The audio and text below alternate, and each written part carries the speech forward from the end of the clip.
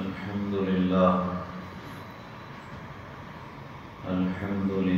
الذي حبب إلينا الإيمان وزينه في قلوبنا وكره إلينا الكفر والفسوق والعصيان وجعلنا من الراشدين والصلاة والسلام على من بعث ليتمم مكارم الأخلاق أما بعد أعوذ بالله من الشيطان الرجيم بسم الله الرحمن الرحيم لقد من الله على المؤمنين إذ بعث فيهم رسولا صدق الله العظيم قال النبي صلى الله عليه وسلم لا يؤمن أحدكم حتى يكون هواه تبعا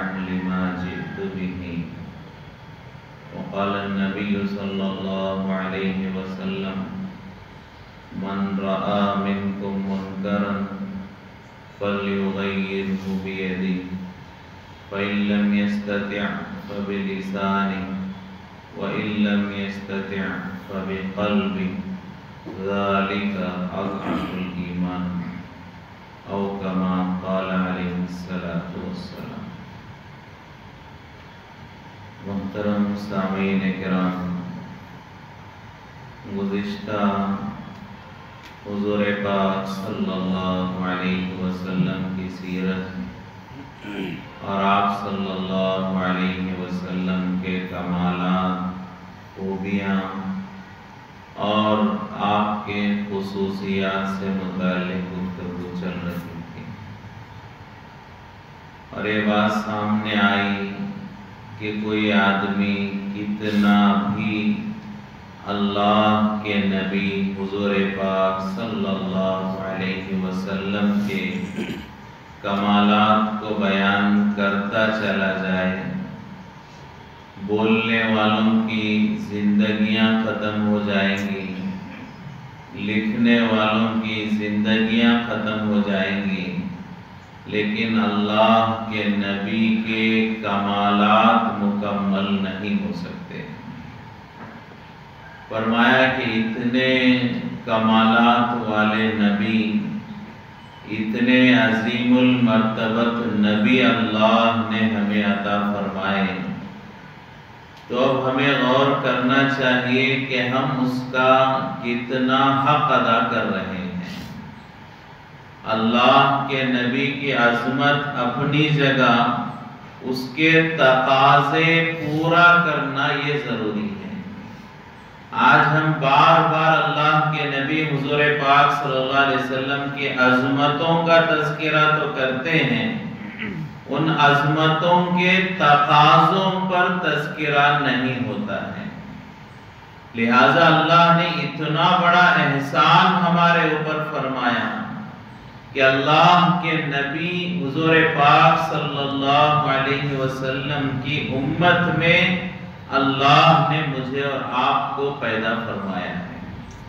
پچھلے زمانے کے مسلمان حالانکہ ایمان انہیں بھی ملا، وقت کے نبی کے امتی وہ بھی کہلائے، لیکن اللہ نے ہمیں امام الانبیاء، خاتم الانبیاء، سید الانبیاء حضور پاک صلی اللہ علیہ وسلم کی امت میں پیدا فرمایا۔ تو اس نعمت کا کس قدر ہم شکریہ ادا کر رہے ہیں اور کس قدر ادا کرنا چاہیے تھا، اس نعمت کا کیا حق تھا جو ہم کو ادا کرنا تھا، اور ہماری زندگیاں کس رخ پر گزر رہی ہیں۔ فرمایا آج ایسی غفلتوں کا ماحول ہے، ہمیں کوئی قدر ہی نہیں ہے، نہ ایمان کی قدر ہے، نہ اللہ کے نبی کی قدر ہے، نہ دین اسلام کی قدر ہے، نہ اللہ کی قدرت اور اللہ کی عظمتوں کی قدر ہے۔ ایسی زندگی ہم گزار رہے ہیں۔ فرمایا کہ مسلمان اور ایک غیر ایمان والے کی زندگی میں ظاہر میں کوئی فرق نظر نہیں آتا ہے، یہ زبان سے اپنے آپ کو مسلمان تو کہتا ہے، یہ نظر آتا ہے، لیکن اس کے علاوہ ہمارا سونا، ہمارا اٹھنا، ہمارا بیٹھنا، ہمارا کاروبار، ہمارا لین دین، ہماری تہذیب، فرمایا اس میں غیروں میں اور ہماروں میں کوئی تبدیلی ہمیں نظر نہیں آتی ہے۔ اتنی بڑی نعمتیں اللہ نے ہمیں عطا فرمائی، یہ اصل نعمت ہے۔ مال کو ہم بڑی نعمت سمجھ رہے ہیں، دنیا کو ہم بڑی نعمت سمجھ رہے ہیں، یہ اصل نہیں ہے۔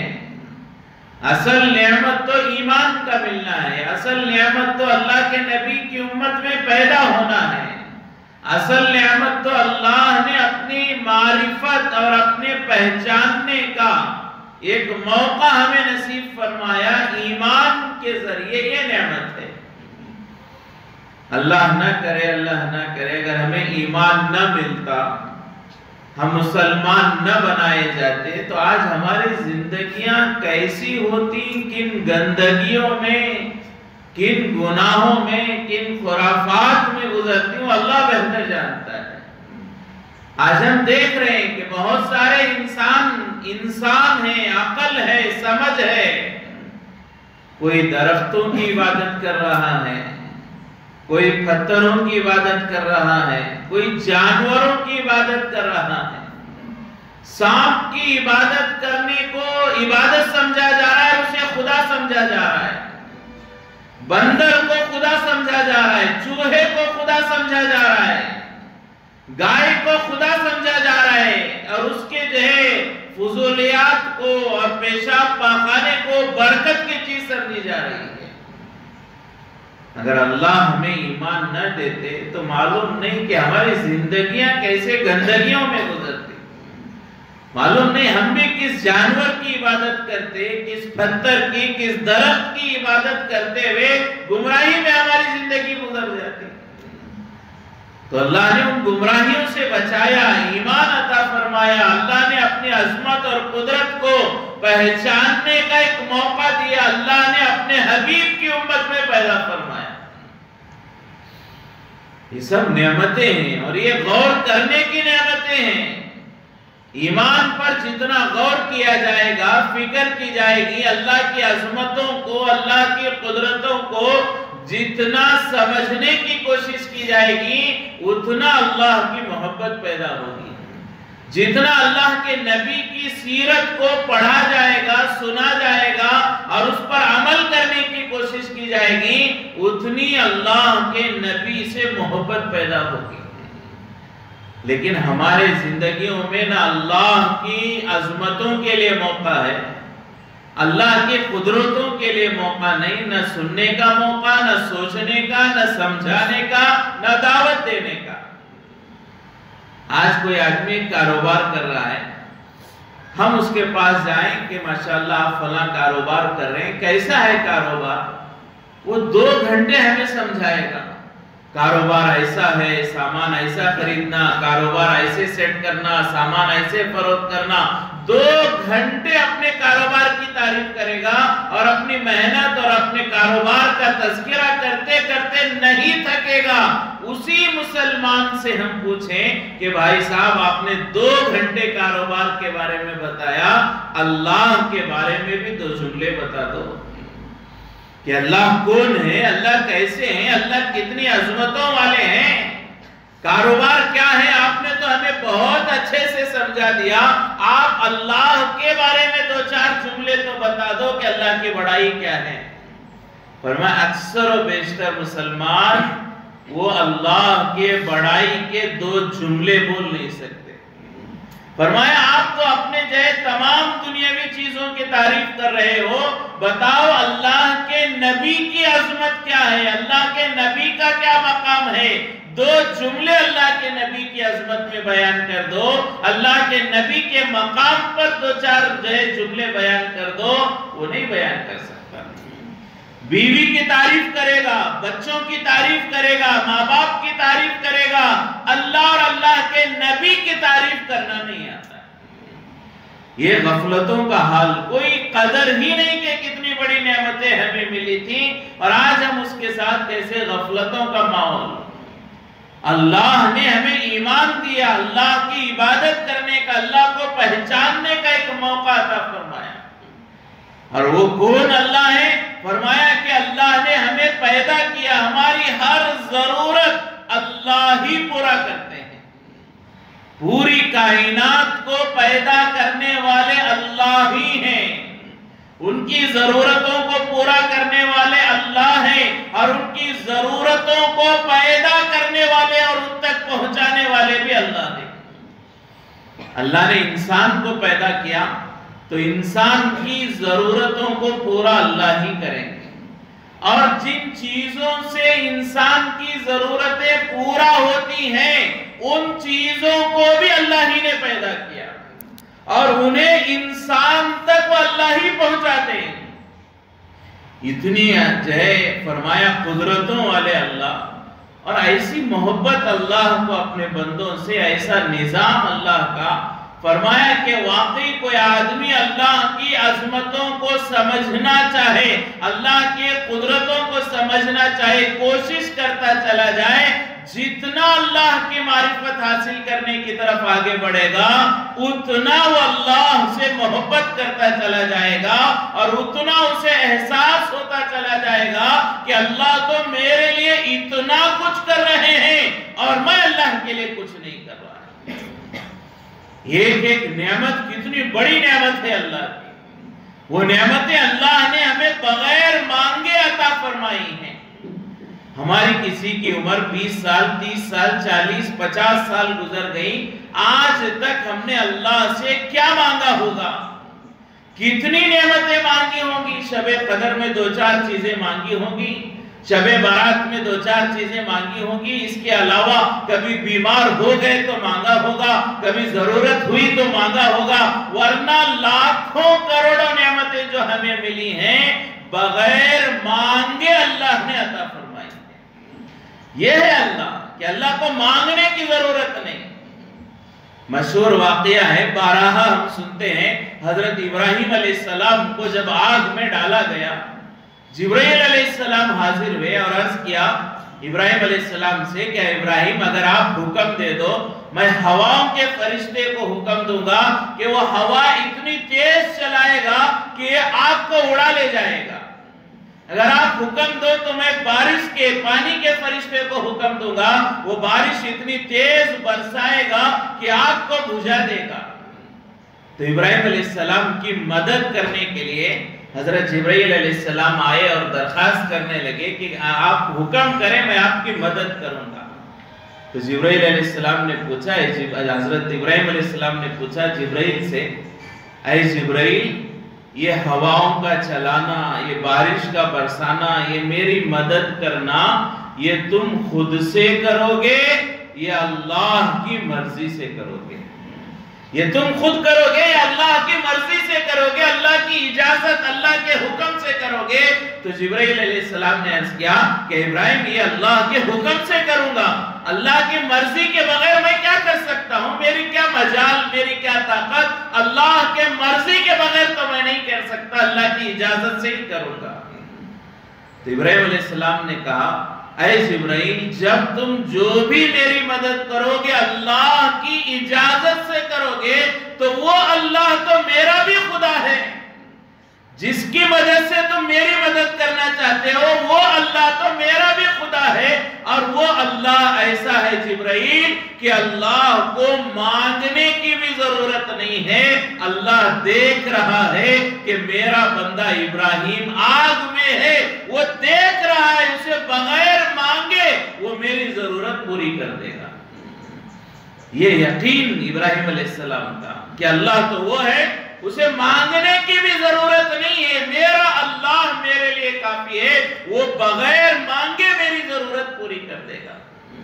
تو اللہ تبارک و تعالیٰ نے جب ابراہیم علیہ السلام کا یہ جواب سنا تو اللہ نے نہ ہواؤں کے فرشتے کو استعمال کیا، نہ پانی کے فرشتے کو استعمال کیا، نہ جبرائیل سے مدد کرائی، اللہ نے براہ راست جیسے ابراہیم نے اللہ پر بھروسہ کیا ایسے اللہ نے ڈائریکٹ آگ کو حکم دیا، قُلْنَا يَا نَارُ كُونِي بردا وسلاما علی ابراہیم، اللہ فرماتے ہیں کہ ہم نے آگ کو حکم دیا، اے آگ تو میرے بندے ابراہیم پر ٹھنڈی اور سلامتی والی ہو جا، تو میرے بندے ابراہیم پر ٹھنڈی ہو جا۔ اگر صرف ٹھنڈی کہہ دیتے، اتنی ٹھنڈی ہونے کا اندیشہ تھا کہ اس ٹھنڈک سے بھی ابراہیم کو تکلیف ہو جائے، اس لیے فرمایا ٹھنڈی اور سلامتی والی ہو جا، یعنی اتنا ٹھنڈا ہو جا کہ ابراہیم کو سلامتی ہو جائے، نہ بہت زیادہ گرمی ہو نہ بہت زیادہ ٹھنڈک ہو۔ یہ اللہ کی قدرت ہے، ایسے اللہ نے مدد فرمائی۔ یہ ہے ہمارا خدا، دنیا کے حکومتوں کی طرح نہیں ہے کہ مانگنے پر بھی مدد نہیں ملتی، سوال کرنے پر، احتجاج کرنے پر، اپنے حق کی لڑائی لڑنے پر حق نہیں ملتا۔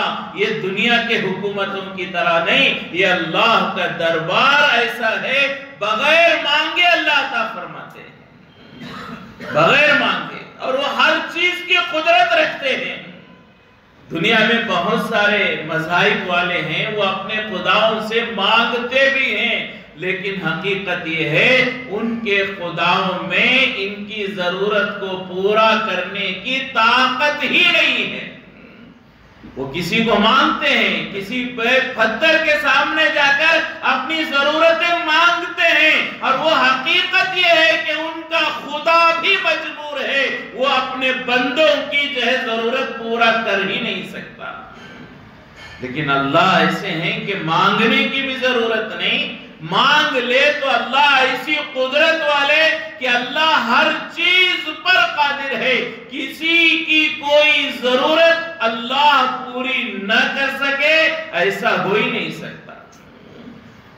حدیث میں حضور پاک صلی اللہ علیہ وسلم نے ارشاد فرمایا کہ اگر ایک بڑا چٹیل میدان ہو، بڑا میدان، اور اس میدان میں آدم علیہ السلام سے لے کر قیامت تک آنے والے تمام انسان اس میدان میں اکٹھا ہو جائیں، آدم علیہ السلام سے لے کر قیامت تک آنے والے تمام اربوں خربوں کے انسان اس میدان میں کھڑے ہو جائیں، اور ہر آدمی اپنی اپنی زبان میں اللہ سے دعا کرنے لگے، اللہ سے سوال کرنے لگے، اللہ سے مانگنے لگے، ایک ہی وقت میں اربوں خربوں انسان ایک ہی میدان میں کھڑے ہو کر اللہ سے سوال کرنے لگے۔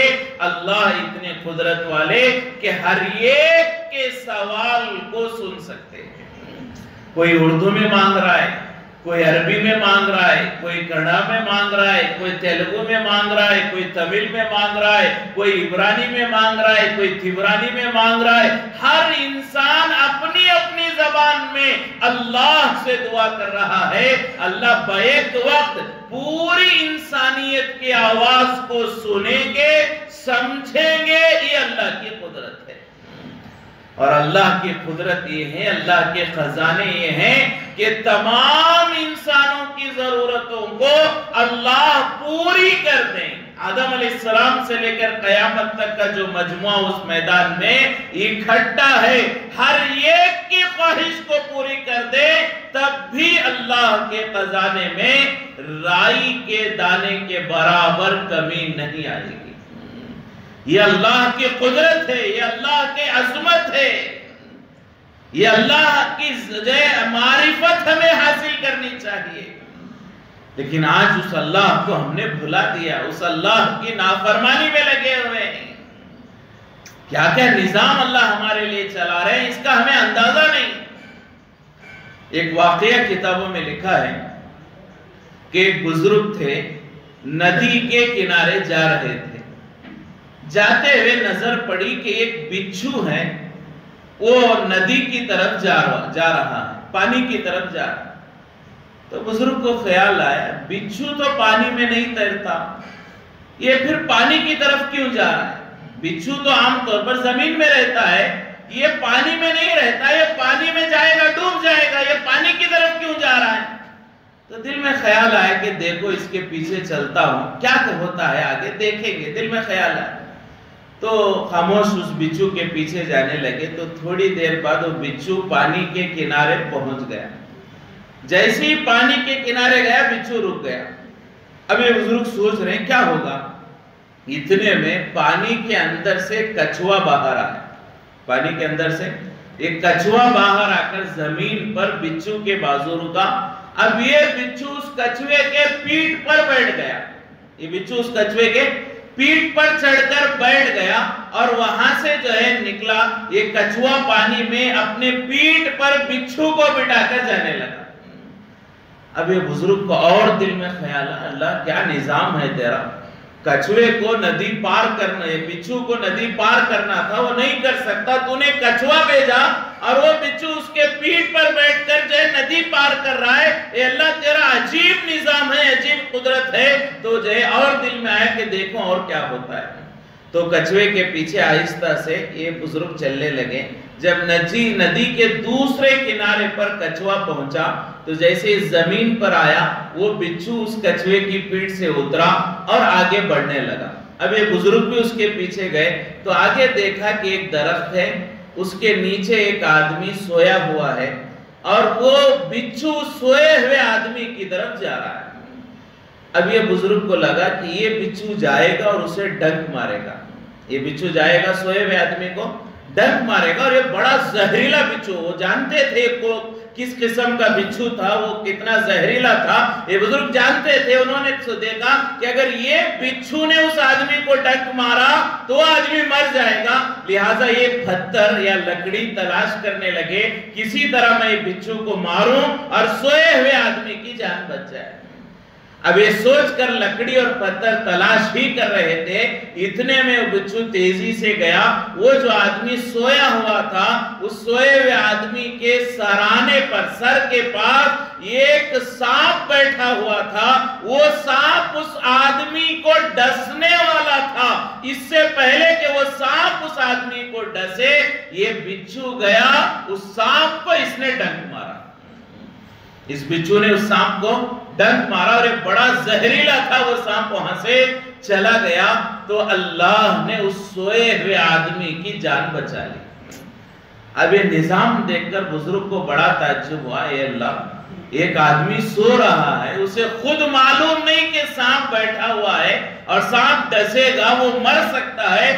سویا ہوا آدمی تو سو گیا, اسے کچھ خبر نہیں کیا نقصان ہوگا. اے اللہ, آپ نے اس کی جان بچانے کے لیے ندی کے دوسرے کنارے سے ایک بچھو کو بلایا اور اسے ندی کنارہ پار کرنے کے لیے کچھوے کو حکم دیا اور اس بچھو سے اس سانپ کو ڈسایا اور اس آدمی کی جان آپ نے بچا لی. اے اللہ, واقعی آپ ہی ہمارے رب ہیں. اے اللہ, اتنا تو ہمارے ماں باپ بھی نہیں جانتے کہ ہماری کیا ضرورتیں ہیں. اتنا تو دنیا کا کوئی خدا جسے لوگ خدا کہتے ہیں وہ کوئی نہیں جانتا کہ کیا کیا ضرورتیں ہوتی ہیں. اے اللہ, آپ ہی ہیں جو یہ سب جانتے ہیں. اے اللہ, آپ ہی رب العالمین ہیں. اے اللہ, آپ ہی ہمارے پالنہار ہیں. پھر دل میں خیال آیا کہ جتنا نظام اللہ نے بنایا اس آدمی کے لیے تو شاید کوئی اللہ کے ولی ہوں گے, نیک انسان ہوں گے, اچھے بزرگ ہوں گے. ان کی جان بچانے کے لیے اللہ نے اتنا سب کچھ کیا, تو اب یہاں تک آ ہی گیا ہوں. تو بزرگ نے سوچا کہ ان جو ہے اللہ والوں سے ملاقات بھی کر لوں, بات بھی کر لوں, انہیں بتا دوں کہ آپ سوئے ہوئے تھے, سانپ بیٹھا ہوا تھا, پورا سمجھا دوں اور ان سے ملاقات کر لوں, اللہ والے ہوں گے. اب یہ سوچ کر یہ بزرگ وہ سوئے ہوئے آدمی کے سرانے گئے. جا کر اسے جگانے کے لیے تو دیکھا جیسے ہی اس کے چہرے کے پاس گئے اس آدمی کے منہ سے شراب کی بدبو آ رہی تھی. فرمایا کہ وہ آدمی شراب پی کر اللہ کو ناراض کر کے, اللہ کے نبی کی شریعت کا مذاق اڑا کے شراب کے نشے میں دھت پڑا ہے اور اللہ اس کی جان بچانے کے اتنا نظام کر رہے.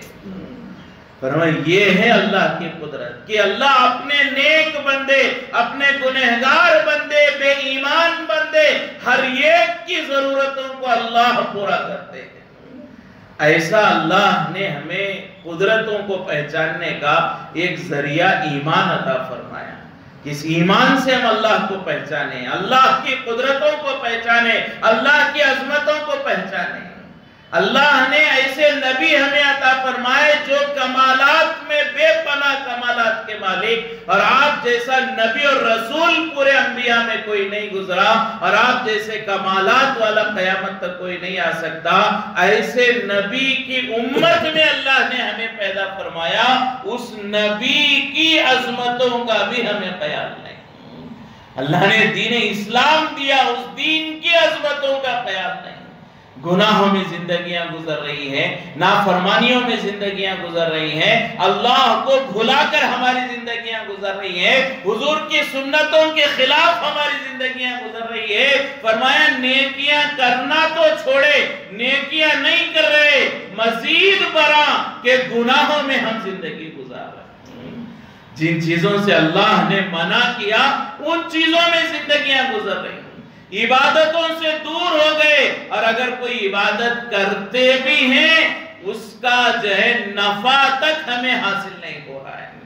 अल्लाह राजी होना तो दूर की बात, दुनियावी नफा जो अल्लाह ने बयान फरमाया इबादतों का, वो नफा भी हमें हासिल नहीं हो रहा है, ऐसे रस्मन हम इबादत कर रहे हैं। मिसाल के तौर पर रोजे का मकसद है तकवा हासिल करना।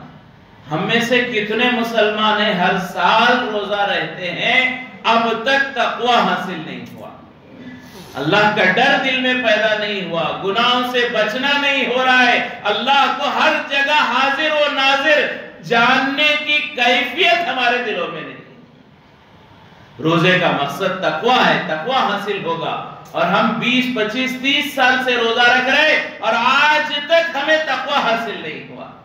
नमाज का मकसद है गुनाहों से बचना, बुराई से बचना, और हम पहली सफ में नमाज पढ़ रहे हैं, 10, 15, 20 साल से पहली सफ में नमाज पढ़ रहे, और आज तक नाप तोल की कमी नहीं गई हमारे, आज तक गुनाह हमारी जिंदगी से नहीं गए, बेहयाई हमारी जिंदगी से नहीं गए, सालों से हम पहली सफ में नमाज पढ़ रहे हैं। यह है हमारे नमाजों का हाल। नमाज पढ़ने वाला वो गुनाहों से बचेगा, फहश से बचेगा, मुनकरात से बचेगा। ये कुरान में अल्लाह फरमा रहे नमाज का नफा होगा, लेकिन हम नमाज पढ़ रहे हैं और ये नफा हासिल नहीं है।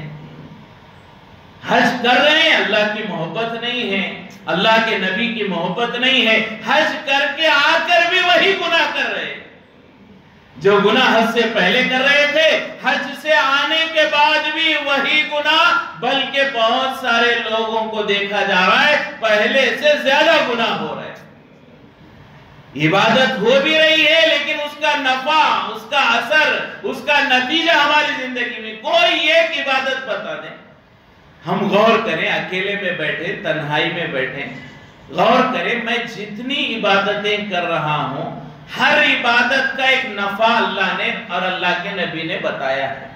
क्या मुझे वो नफा मिल रहा है? मैं नमाज पढ़ रहा हूं तो नफा, नमाज का नफा मुझे हासिल हो गया। मैं जिक्र कर रहा हूं तो क्या जिक्र का नफा मुझे हासिल हो गया? क्या मैं सदका कर रहा हूं तो सदके का नफा मुझे मिल गया? क्या मैं निकाह कर रहा हूं तो निकाह का नफा मुझे मिल गया?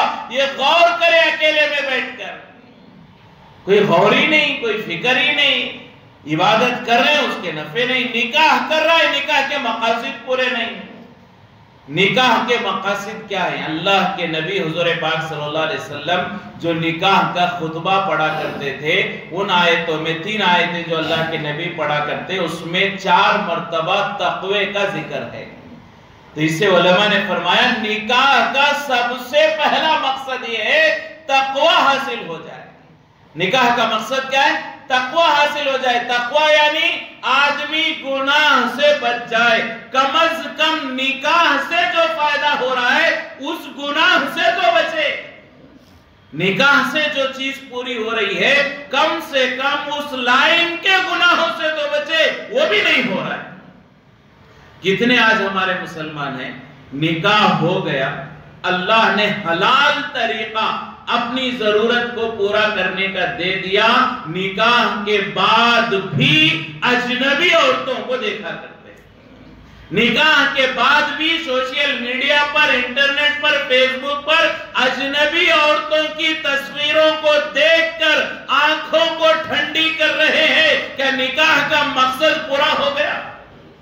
निकाह का मकसद ये था जब निकाह हो गया अब किसी अजनबी औरत पर नजर ना पड़े, नजर पड़ जाए फौरन दिल में ख्याल आ जाए कि अल्लाह ने ये जरूरत पूरी करने के लिए मुझे मेरी बीवी दी है, किसी और अजनबी औरत को देखने की मुझे जरूरत नहीं है, मैं अपनी बीवी से अपनी जरूरतें पूरा करूंगा और गुनाह से बचूंगा।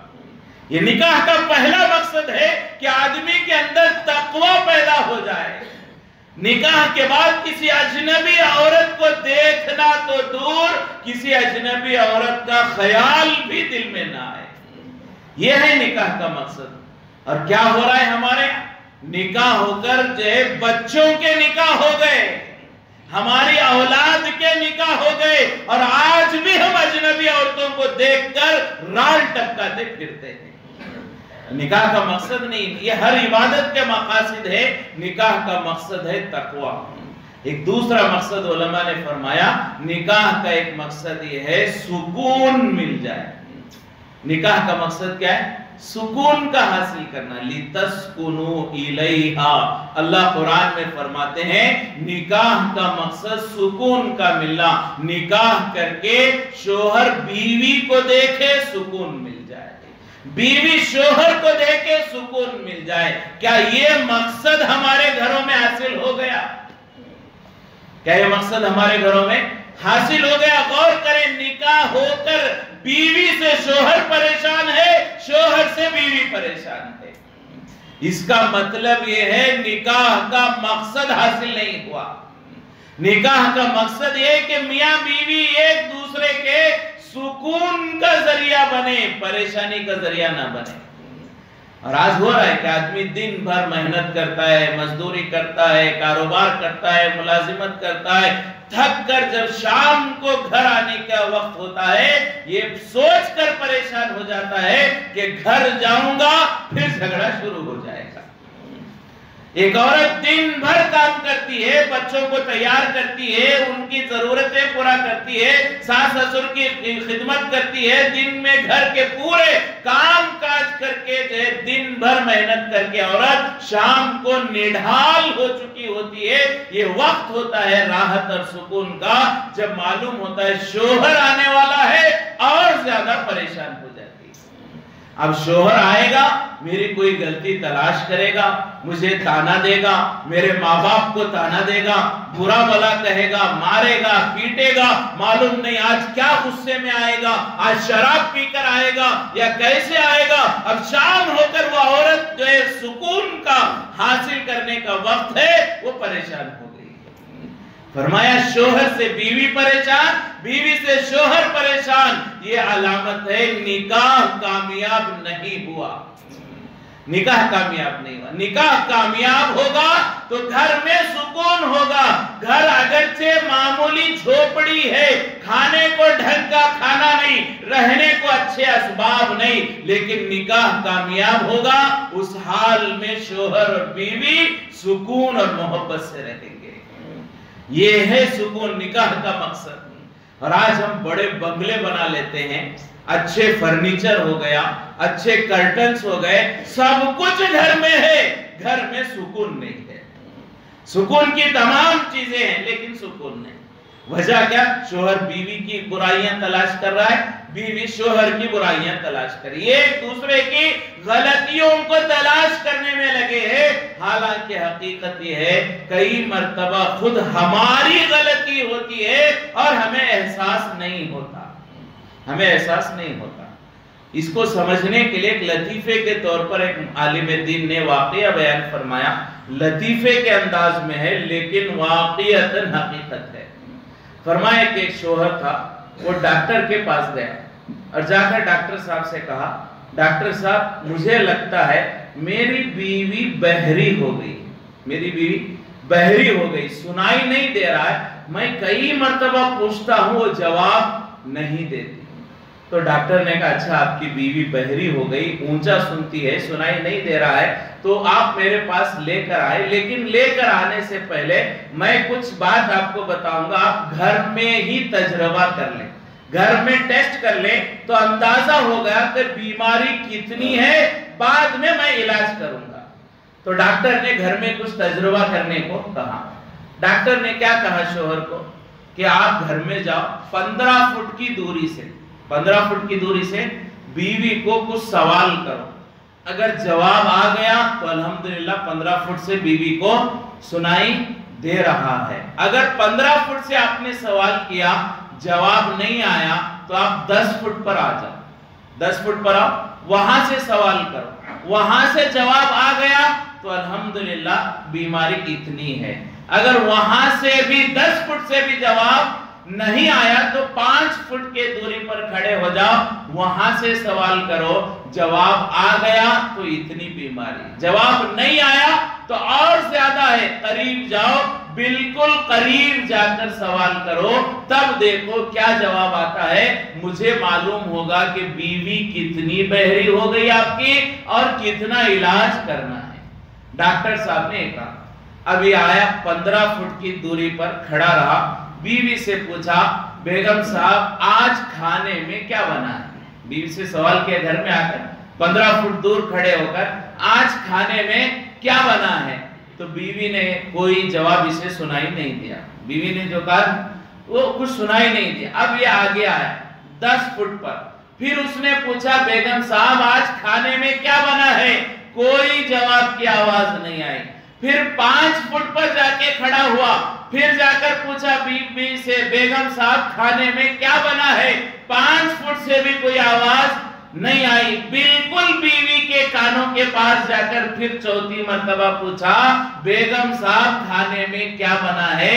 بیوی نے ہاتھ میں چمچہ لیا اور کہا 4 بار تو بول چکی ہوں گوشت بنا ہے، کیا بہرے ہو؟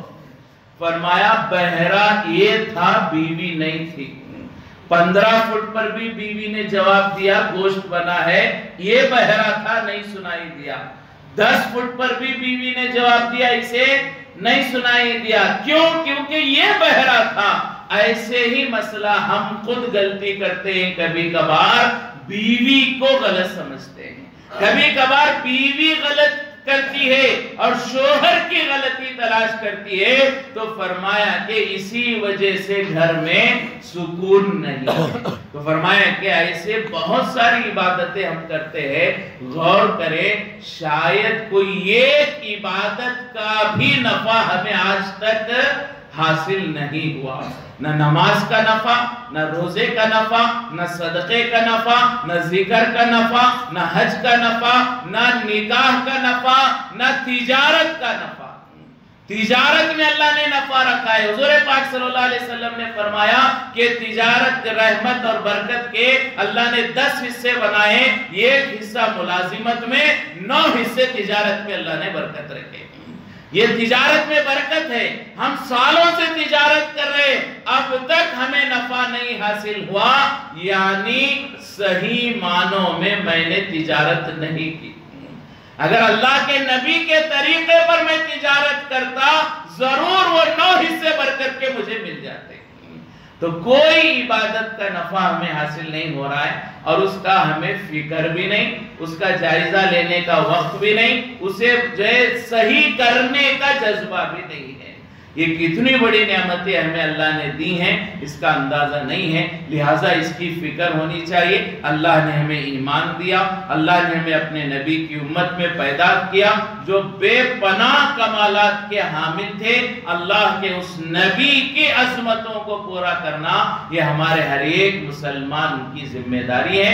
ہم عبادتیں تو کرتے ہیں لیکن فکر نہیں، ہمیں چاہیے کہ جو بھی عبادت کرے علماء سے معلوم کریں اس کا نفع کیا ہے، اس عبادت پر نفع کیا ہے، اس عبادت پر اللہ نے کیا وعدہ فرمایا ہے، اور کوشش کریں کہ وہ نفع حاصل ہو جائے، ایسی عبادت کرنے والے ہم بن جائیں، تب جا کر عبادتوں کا حق ہم ادا کرنے والے بن سکتے ہیں۔ لہٰذا اللہ تبارک و تعالیٰ سے دعا ہے کہ اللہ تبارک و تعالیٰ ہم تمام کو اللہ کی عظمتوں کو اپنے دل میں بٹھانے کی توفیق نصیب فرمائے، حضور پاک صلی اللہ علیہ وسلم کی عظمتوں کے تقاضوں کو پورا کرنے کے اللہ ہمیں توفیق نصیب فرمائے، ہر ایک عبادت کا نفع دیکھتے ہوئے اس نفع کو حاصل کرتے ہوئے عبادت کرنے کے اللہ ہمیں توفیق نصیب فرمائے۔